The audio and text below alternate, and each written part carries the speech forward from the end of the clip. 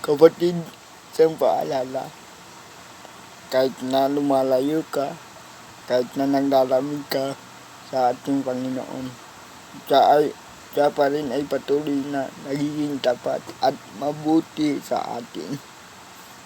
Kaya kapatid, sa oras na lumalayo ka, bumalik ka sa Panginoon kasi tatanggapin kayo lubos-lubos. Lagi siyang tapat sa atin, lagi siyang mabuti sa atin. Sabi nga sa nasusulat sa Awit 100 verse 5, napakabuti ni Yahweh, pag-ibig niya ay walang hanggan. Pag-ibig niya ay tunay laging tapat kailanman. Isa sa patunay na tapat ang ating Panginoon is hanggang ngayon meron ka bang hininga? Hindi mo yan inihiling sa panalangin mo na bukas may hininga ka ba, ngunit binibigyan niya na ang libre yan. Dahil mahal ka niya, dahil mabuti siya, dahil tapat siya. Hindi tayo minahal ng Lord dahil mabuti tayo. Minahal tayo ng Lord kasi mabuti siya. Hindi tayo minahal ng Lord dahil tayo ay tapat na naglilingkod sa Kanya. Minahal tayo ng Lord dahil siya ay tapat. In fact, sabi nga, nasusulat nga sa Biblia na naparito siya upang iligtas ang lahat ng makasalanan. Kaya kapatid, ako at ikaw ay makasalanan tayo.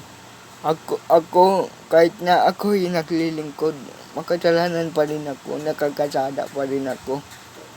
Hindi ako matatawag na perfecto. Matatawag lang tayong perfecto pag kasama na natin ang Panginoon.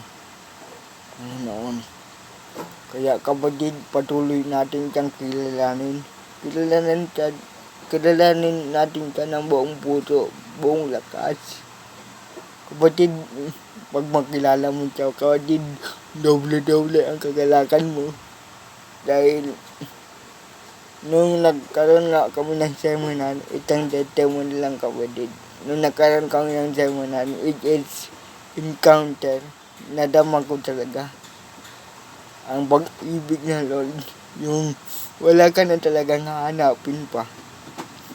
Kahit mawala man lahat ng bagay sa palibot mo, lahat. Wala ka na talagang hanapin. In fact, malaki yung impact sa akin. Lalo ako nagbagal. Lalo ako nag-edit. Alam mo kapatid, minsan di na ako nakakatulog kakabasa ng Bible. Minsan, napapagalitan na nga ako eh. Kasi, yun nga, kakabasa, tapos fellowship. Ay, chat ka pala, Bro Emon. Doon ako sa kanila natutulog kasi nagpo-fellowship kami, walang tulugan. Kaya, napakasarap maglingkod sa Panginoon. Dati, naglilingkod ako sa Panginoon kasi marami akong hinahanap. Marami akong kailangan. Ngunit ngayon, mas madala maglingkod yung wala ka ng kailangan. Wala ka ng hinihiling. Wala ka ng hinahanap. Kasi nakumpleto ka na. Alam mo kapatid, di na ako natatak ngayon na ikamatay ko ang aking maglilingkod. Di ako natatakot sa kamatayan. Alam mo kapatid, mas natatakot ako ngayon yung mawala yung init. Kaya patuloy na natin siya kilalanin kapatid. Alam mo kapatid, hindi mo siya kilala, ngunit kilala ka niya.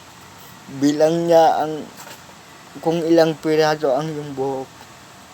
Kitang-kita niya ang bawat nilalaman ng iyong puso, ng iyong isip. Kilala ka niya labas at loob kapatid. Kaya kapatid, subukan mo lang ngayon, I challenge you, subukan mong kilalanin siya at tanggapin siya sa iyong puso. Papasukin mo siya sa buhay mo at magpasakop ka sa Kanya. Maraming salamat kapatid na may napagpala ka ng bidyong ito kapatid. God bless you.